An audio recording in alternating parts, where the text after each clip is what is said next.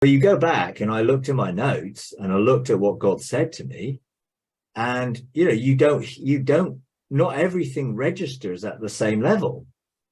So when he said, that someone is planning a dimensional incursion through the west gate, so I want you to assign central angels to guard the west gate.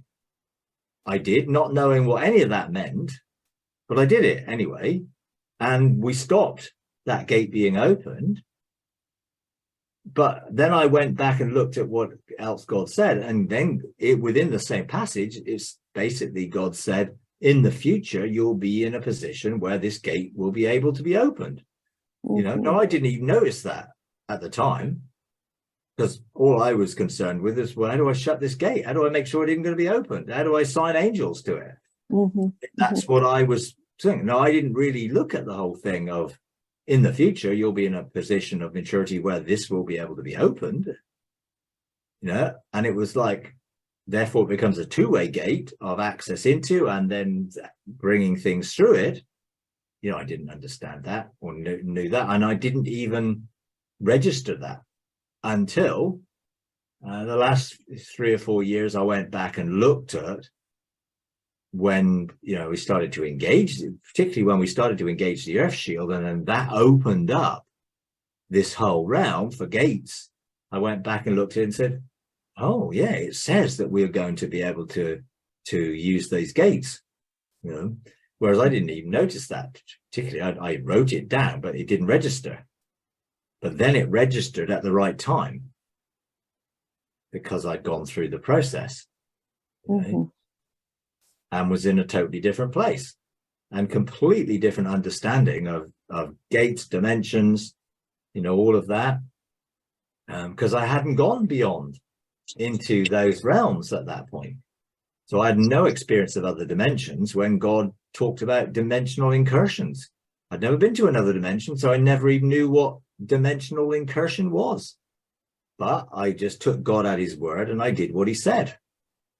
I assigned the angels, and I found that God had warned a number of other people as well. And it was like, oh, okay, something's happening here. But then from then, I went through a major deconstruction, a major embracing of restoration, and then was in a completely different place with the earth shield in place, with relationships with people that had opened up our experience of realms, dimensions, and other things. I had been to many different dimensions at that point and experienced what it was to administrate in other dimensions and things, and to effectively look to see things restored. I'd been involved in restoration of fallen beings. None of that I had any clue about back in 2016, when sort of deconstruction really started to happen at an increased rate. So 2016 to I guess the last 2 or 3 years, that has been a period where this process has been ongoing and ongoing and ongoing until we're in a place where now we're seeing the results of it, and we're seeing the discoveries were released, and we're seeing things begin to change and transform things on earth as they are in heaven. But you've got to be patient. These processes require patience, and you can get frustrated if things aren't going fast enough, or you just got to go with the flow, stay in that state of rest, in that state of being, and you'll find change begins to happen. We just go with that flow of change. Don't resist it. Don't hinder it.